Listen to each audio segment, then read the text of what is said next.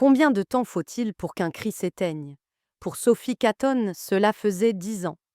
10 longues années que le silence avait remplacé l'horreur, laissant derrière lui un vide que même l'inspecteur le plus dévoué ne parvenait pas à combler. L'air nocturne de Pittsburgh était une chape de plomb, saturée non seulement de l'odeur métallique de la pluie imminente, mais aussi de quelque chose de plus primal, de plus sinistre, le cuivre du sang. Des gyrophares rouges et bleus pulsaient en silence contre les murs de briques fissurées d'une rue de banlieue habituellement tranquille, peignant l'obscurité de flashs violents et discordants. L'inspecteur Thomas Tom Callahan sortit de sa voiture banalisée, le poids de son insigne, froid contre sa poitrine, lui semblant plus lourd que d'ordinaire. Il avait côtoyé la mort d'innombrables fois au cours de sa carrière. Il avait vu la cruauté humaine sous ses formes les plus abjectes. Mais rien, absolument rien, n'aurait pu le préparer à ce qu'il attendait à l'intérieur de la résidence Catton. La porte d'entrée pendait lamentablement sur ses gonds, défoncée avec une force brutale qui témoignait de la rage des intrus. Des éclats de verre scintillaient lateuse sur le sol du couloir comme un parterre de larmes gelées.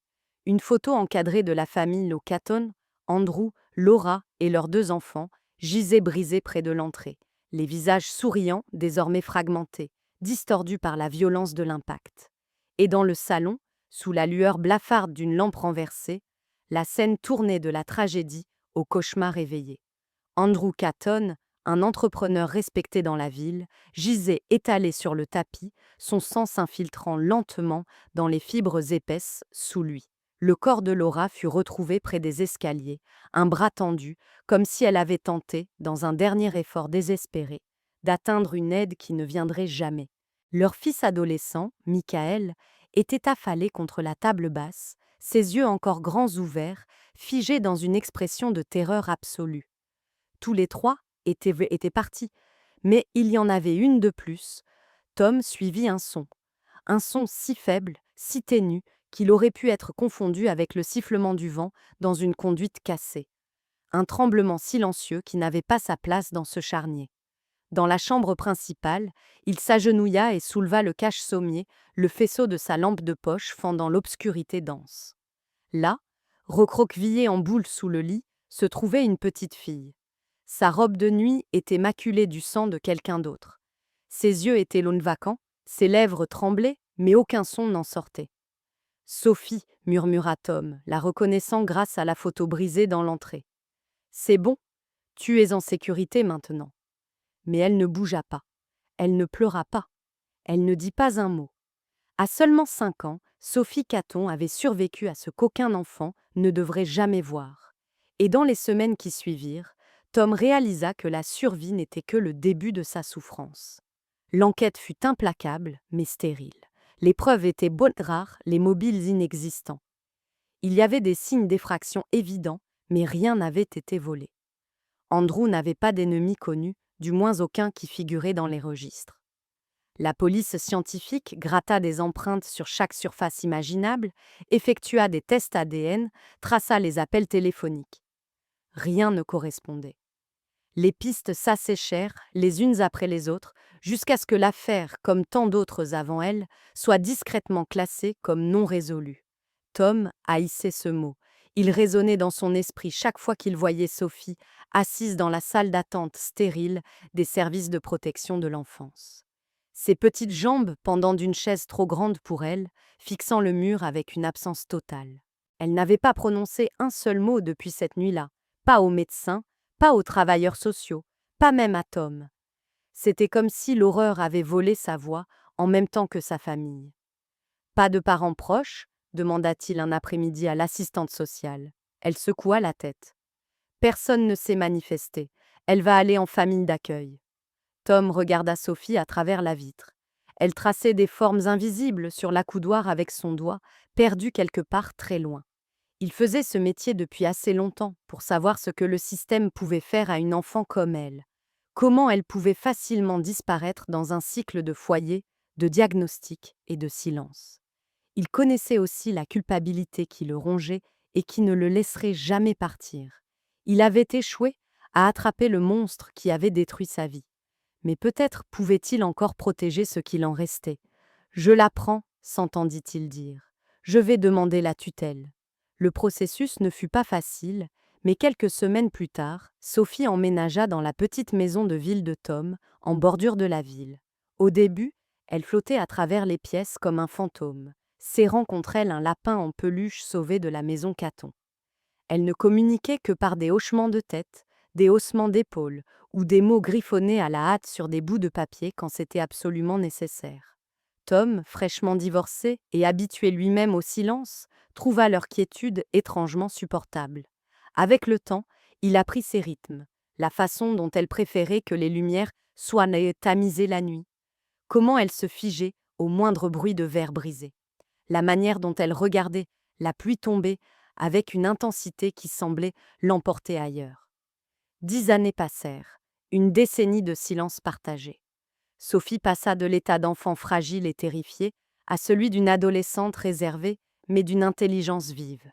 Elle ne parlait toujours pas, mais ses yeux portaient des conversations entières. Elle griffonnait toujours des notes au lieu de prononcer des mots. Mais Tom la comprenait mieux que quiconque au monde. Et chaque soir, après qu'elle soit allée se coucher, il s'asseyait à la table de la cuisine, les dossiers de l'affaire classés étalés devant lui. Photos, rapports, diagrammes, les mêmes questions sans réponse qu'il fixait depuis une décennie. Qui pouvait commettre un acte aussi sauvage? Et surtout, pourquoi laisser un seul témoin en vie? Quelque part, un tueur respirait toujours le même air, marchait dans les mêmes rues, et Tom Callahan, désormais plus père qu'inspecteur, avait juré qu'il ne laisserait pas ce monstre rester un fantôme pour toujours. La pluie venait juste de commencer à tomber, douce et régulière, traçant des lignes argentées sur la fenêtre de la cuisine, lorsque Tom posa la boîte sur la table. Elle était simple, en bois, usée au coin, remplie de pinceaux, de crayons et de tubes de peinture de toutes les couleurs.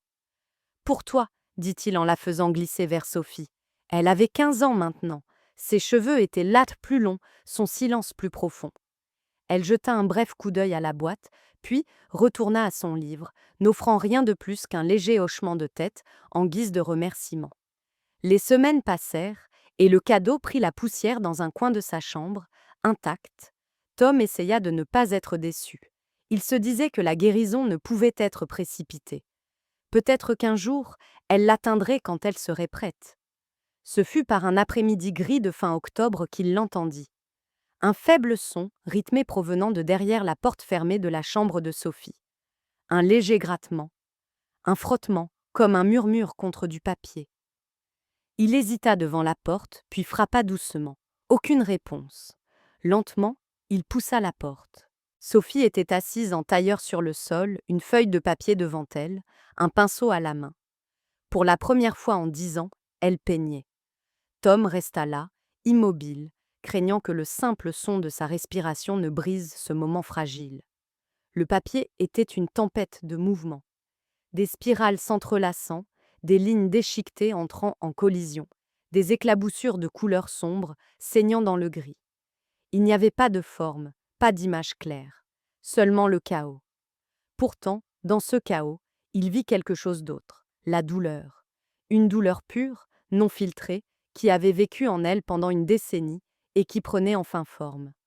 Quand elle remarqua qu'il l'observait, Sophie se figea, le pinceau suspendu dans les airs. Mais Tom se contenta de sourire doucement. « C'est magnifique, dit-il. » Elle ne répondit pas, mais elle ne s'arrêta pas non plus. Et c'était suffisant.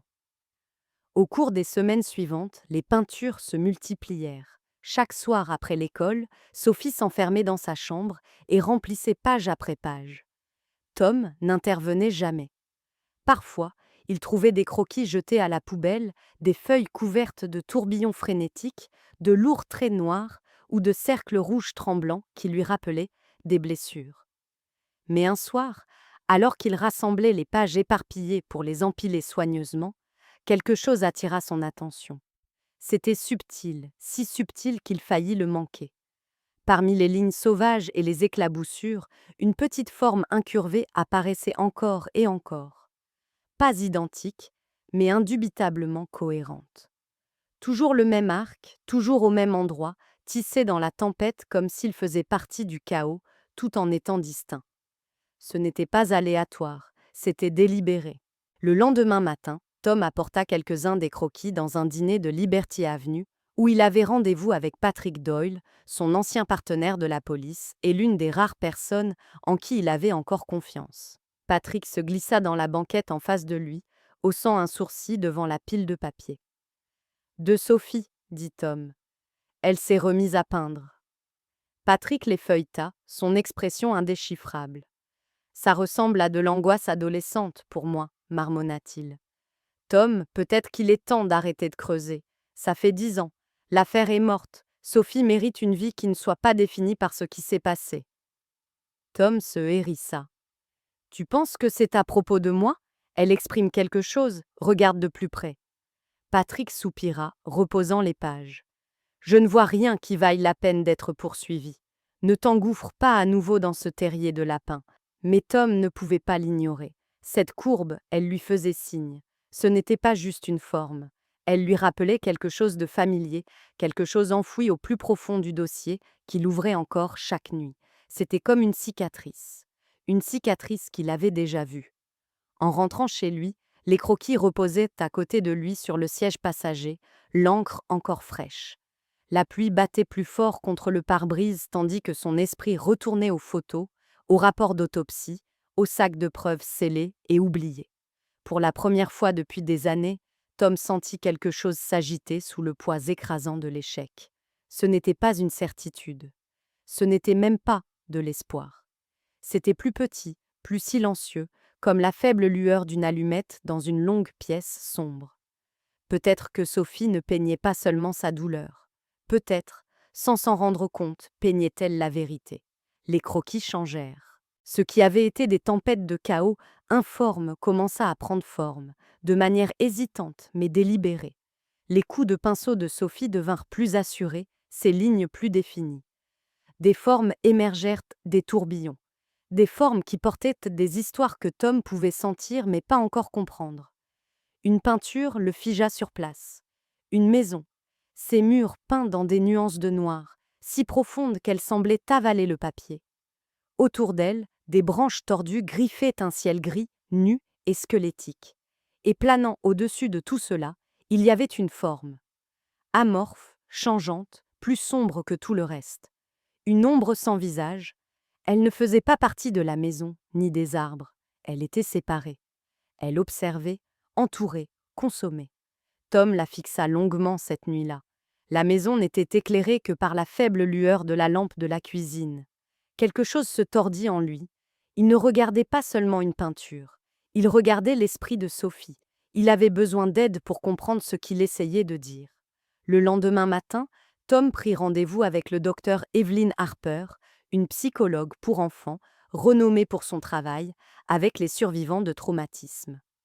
Son cabinet était chaleureux, doté d'un éclairage doux et d'étagères remplies de livres et de jouets destinés à rassurer les enfants. Sophie resta assise en silence pendant la première session, dessinant tranquillement sur ses genoux, tandis qu'Evelyn parlait doucement de tout et de rien.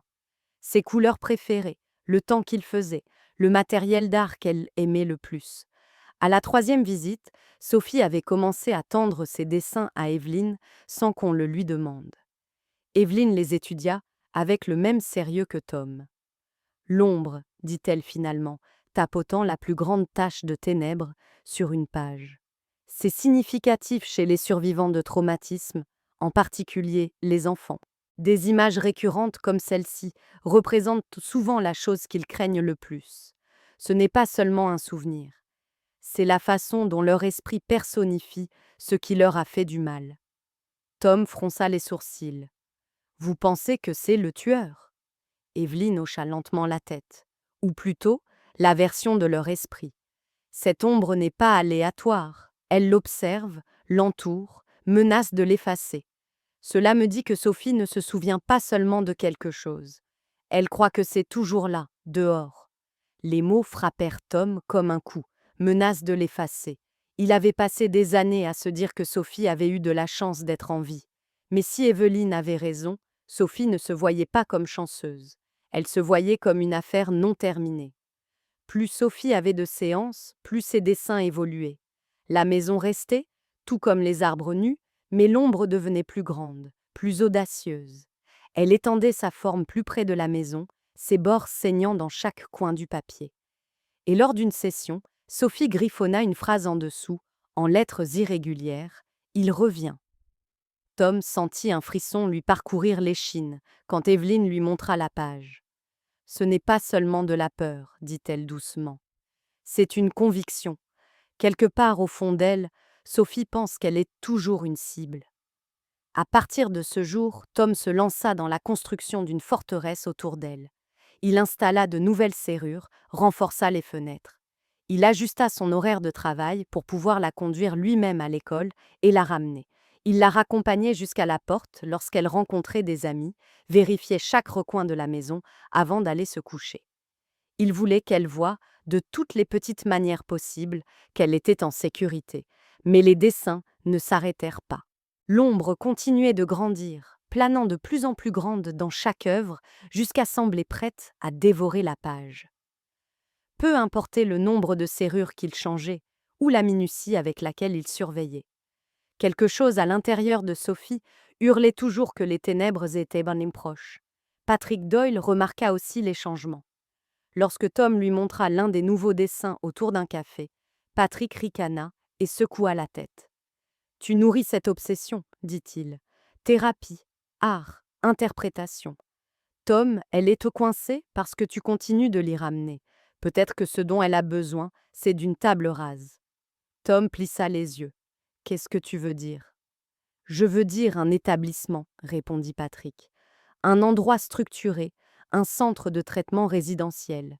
Des professionnels qui peuvent réinitialiser son esprit au lieu de l'encourager à vivre dans le passé. » La suggestion heurta Tom, lourde et amère. Les mots de Patrick avaient toujours eu du poids. Après tout, il était ce que Tom avait de plus proche d'un frère. Mais cette fois, quelque chose dans son ton gratta à l'arrière de l'esprit de Tom. Un établissement signifiait perdre le contact quotidien avec Sophie, perdre la confiance fragile qu'ils avaient bâtie. Cela signifiait la confier à des étrangers. « J'y réfléchirai, mentit Tom, pliant le papier et le glissant dans sa veste. Mais alors qu'il rentrait chez lui cette nuit-là, les mots de Patrick résonnaient plus fort qu'il ne l'aurait voulu. Et pour la première fois depuis que l'enquête était au point mort, Tom ressentit un frémissement de malaise qu'il ne pouvait expliquer. C'était subtil, enfoui profondément sous la culpabilité et l'inquiétude, mais c'était là. Un murmure qui disait que peut-être, juste peut-être, les ténèbres que Sophie peignait ne vivaient pas seulement dans son esprit. Ce fut Evelyne qui suggéra la première que Tom rejoigne Sophie dans ses dessins. « L'art est un langage », lui dit-elle après l'une de leurs sessions. Pour l'instant, Sophie est la seule à parler. Mais si vous dessinez avec elle, vous lui dites qu'elle n'est pas seule à l'intérieur de ces ténèbres. Vous partagez le poids. Tom n'était pas sûr d'avoir quoi que ce soit qui vaille la peine d'être mis sur papier. Mais un soir, il installa 2 feuilles côte à côte sur la table de la salle à manger. Sophie observait en silence de l'autre côté de la table, son crayon planant avec incertitude au-dessus de la page. « Je ne suis pas très doué pour ça, » admit Tom en débouchant un marqueur noir. « Mais peut-être que ça n'a pas besoin d'être bon. » Pendant un long moment, il n'y eut que le grattement du crayon et le doux bourdonnement de la pluie contre les fenêtres. Tom ne réfléchit pas trop à ce qu'il dessinait. Il laissa simplement sa main bouger. Quand il s'arrêta enfin, il regarda ce qui avait pris forme. Un vide béant, un énorme cercle noir aspirant tout en lui, un trou noir. Ce n'était ni élégant, ni subtil. C'était la peur qu'il portait depuis des années. La peur d'échouer à protéger Sophie, la peur de ne jamais trouver la personne qui avait détruit sa vie. Sophie se pencha en avant, étudiant le dessin. Ses yeux firent la navette entre le trou noir et le visage de Tom, comme si elle essayait de lire ce qu'il voulait dire. Puis, sans un mot, elle prit un crayon de couleur et ajouta quelque chose de son cru. Au centre de la page, juste avant les ténèbres, elle dessina une silhouette. Elle n'était pas détaillée, juste la silhouette d'un homme, se tenant droit, baigné de lumière. Et derrière lui, une silhouette plus petite, accroupie, en sécurité dans son ombre. La posture de l'homme était provocante, inflexible, il retenait les ténèbres.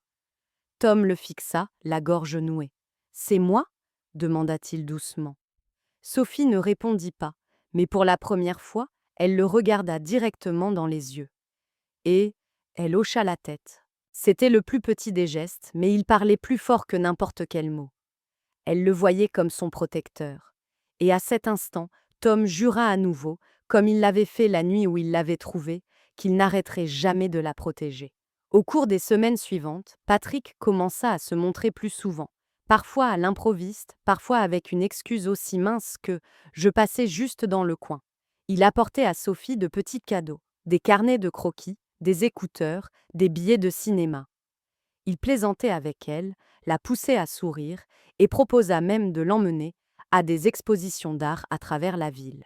« Elle a besoin de choses normales, Tom », dit Patrick un après-midi, alors qu'il se tenait en riz dans la cuisine.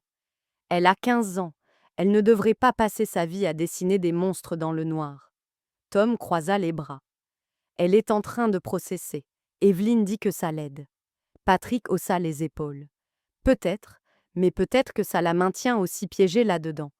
Un changement de décor pourrait lui faire du bien. » Il y avait quelque chose dans la façon dont Patrick le disait, trop impatient, trop insistant, qui déstabilisait Tom.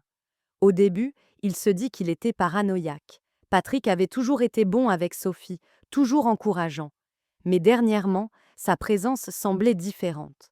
Il s'attardait dans la maison plus longtemps qu'avant.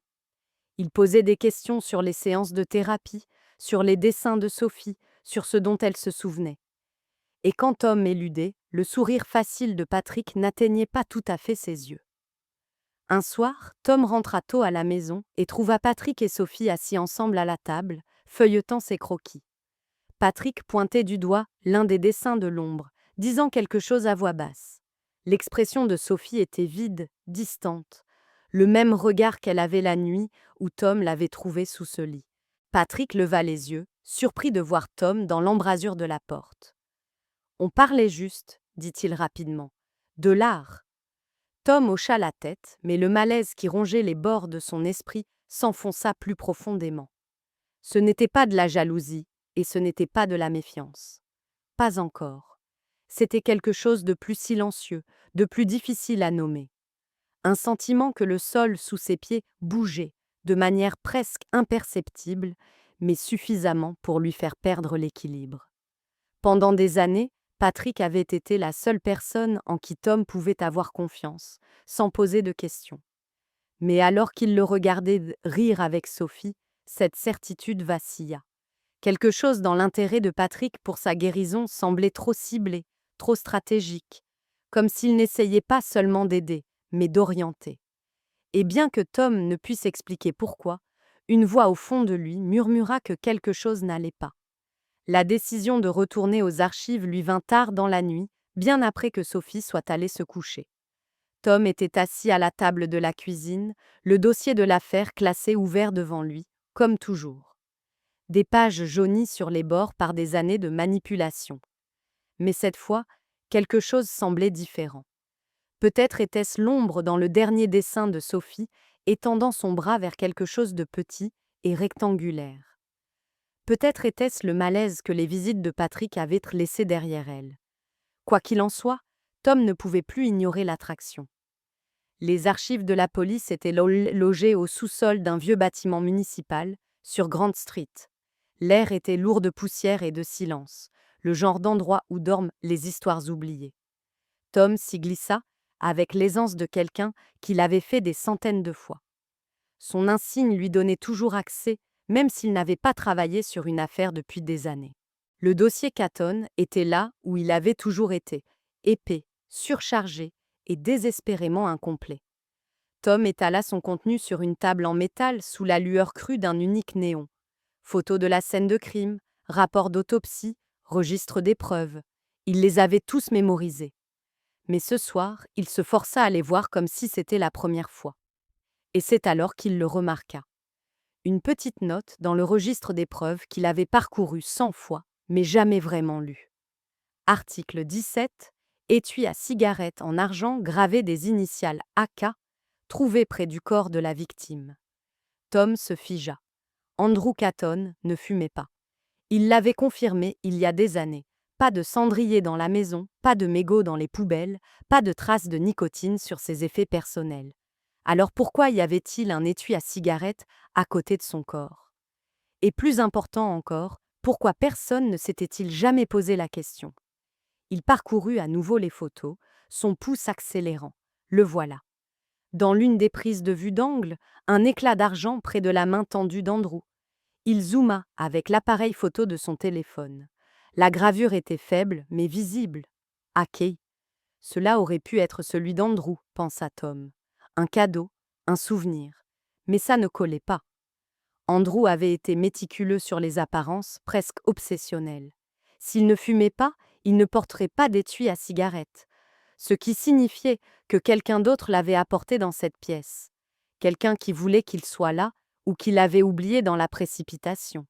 L'image des dessins de Sophie lui revint en flash, le bras de l'ombre étendu, tenant un petit objet rectangulaire qui brillait dans le noir. À l'époque, il l'avait écarté comme un détail insignifiant. Maintenant, cela ressemblait à un aveu caché dans la peinture. Si l'ombre tenait l'étui à cigarette et que l'étui avait été laissé près du corps d'Andrew, alors Sophie l'avait vu. Ce qui signifiait que l'ombre, qui qu'elle soit, avait été dans sa chambre. Pas seulement après les meurtres, mais après qu'elle se soit cachée. L'estomac de Tom se retourna. Si le tueur avait été assez proche pour laisser tomber cet étui, il avait été assez proche pour la voir, assez proche pour la tuer. Mais il ne l'avait pas fait. Pourquoi? Il n'avait pas de réponse. Mais la question ne le laissa pas dormir. À l'aube, il appela Patrick. « Retrouve-moi chez Hollis. C'est important, » dit Tom, la voix tendue. Patrick semblait groggy, mais accepta.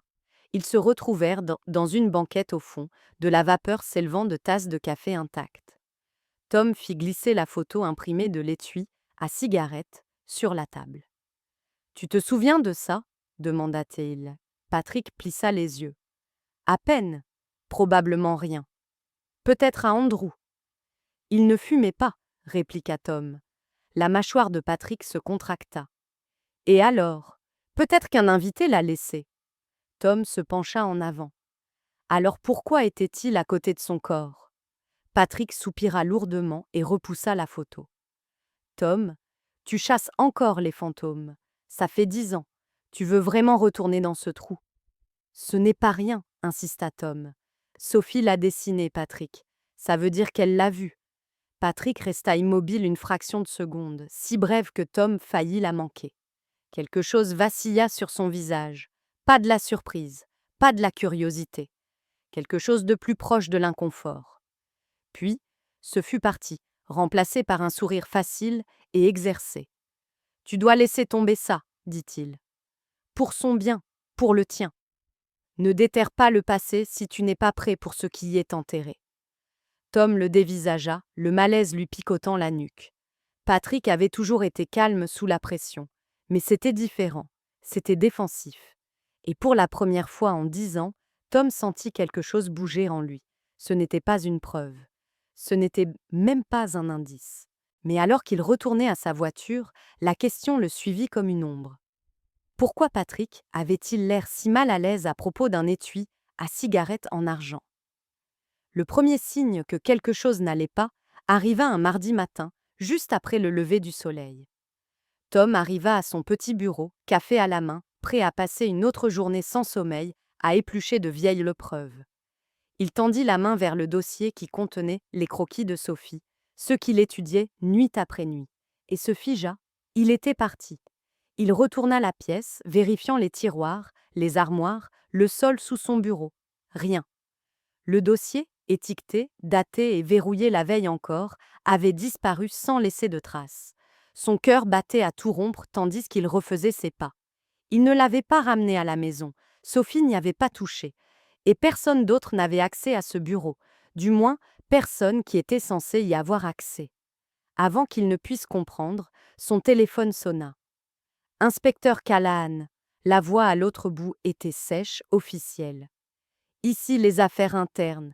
Nous avons besoin que vous veniez immédiatement. » 2 heures plus tard, Tom était assis sous les lumières froides et fluorescentes d'une salle d'interrogatoire.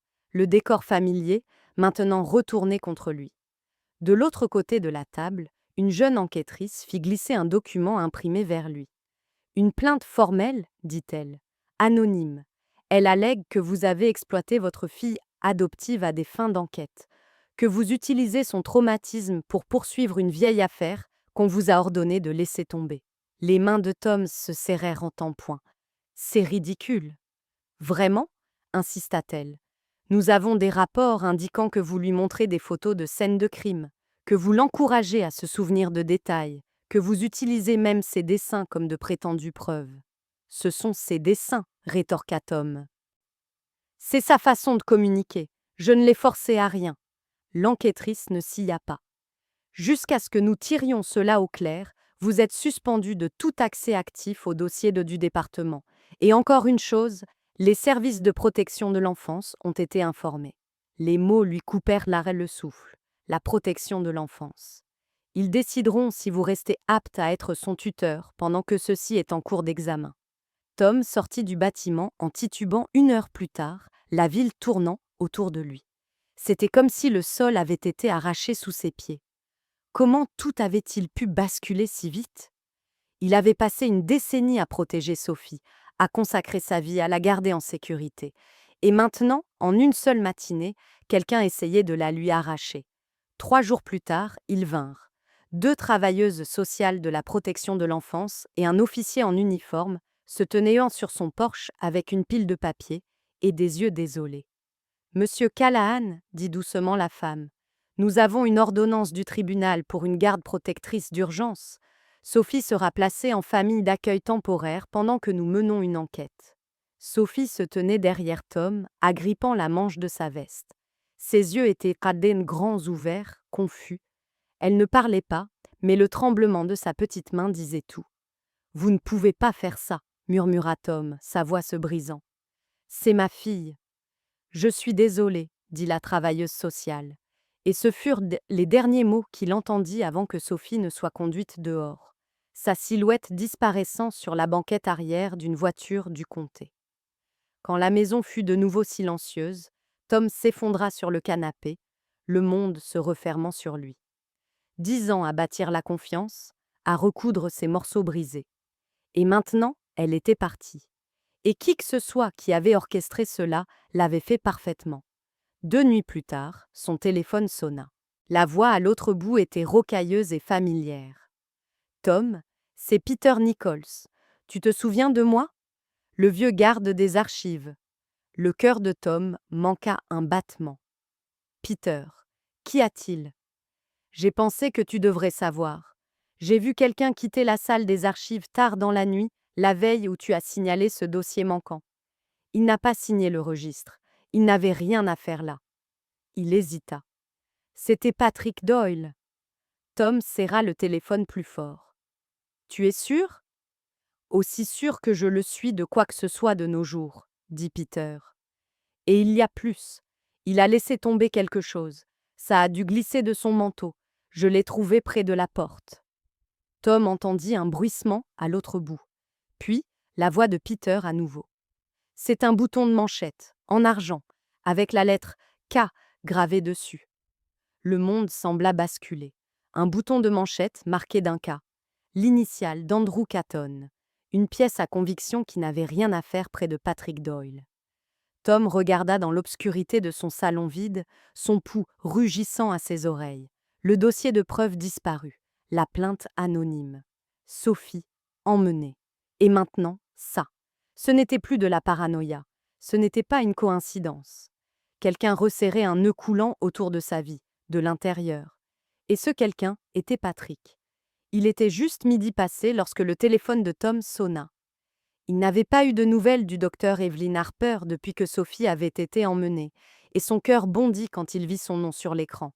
« Tom, dit-elle, son ton urgent, vous devez venir ici.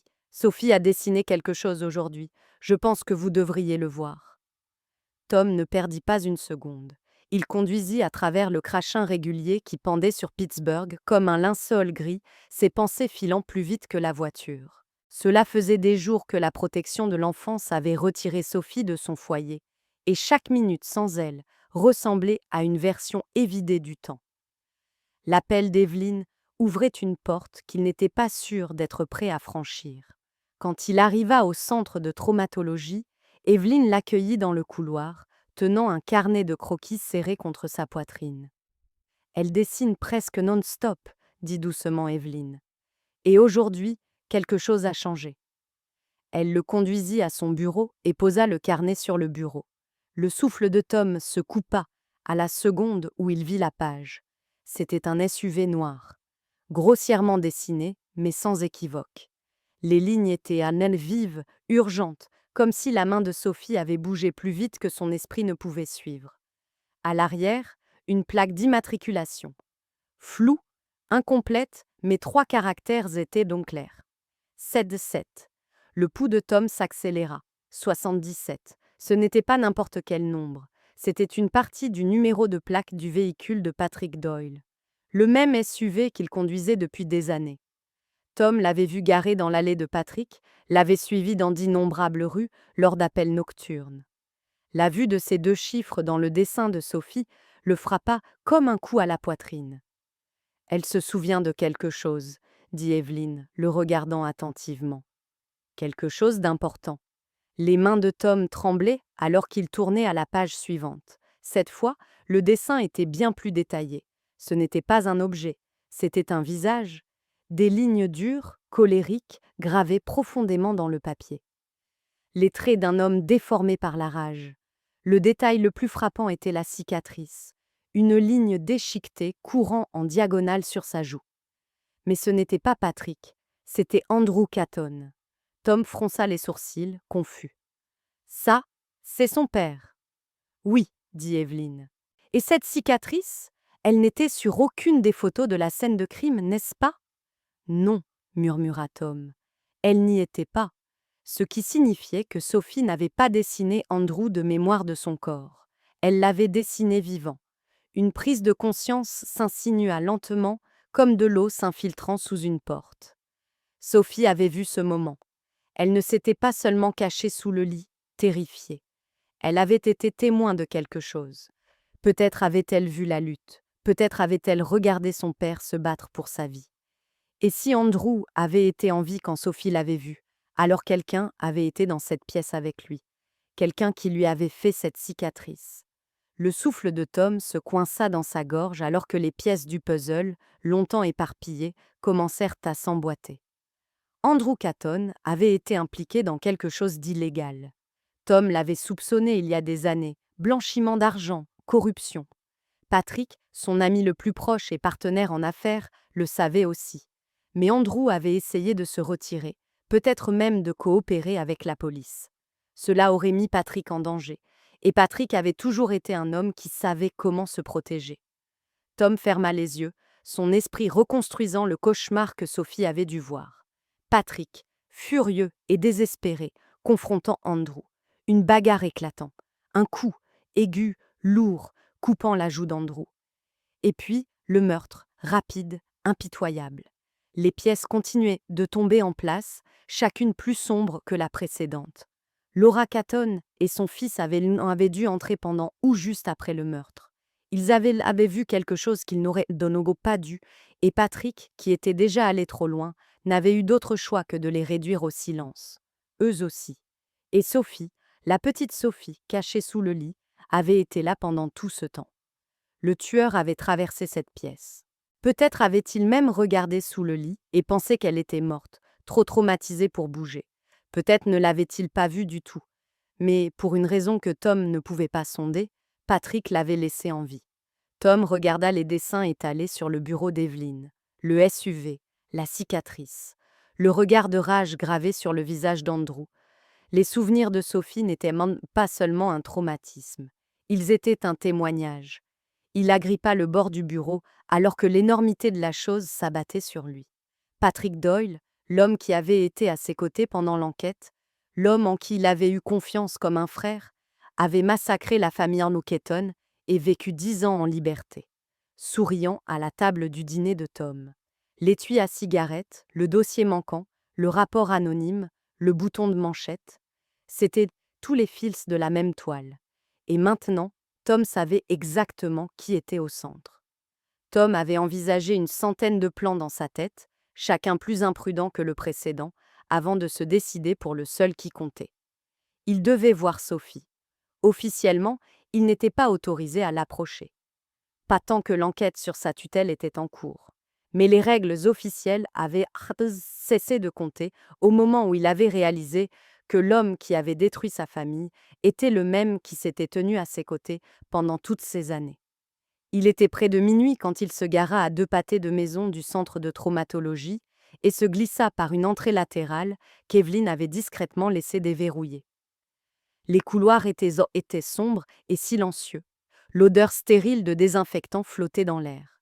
Evelyn le retrouva juste devant la chambre de Sophie. 5 minutes, murmura-t-elle.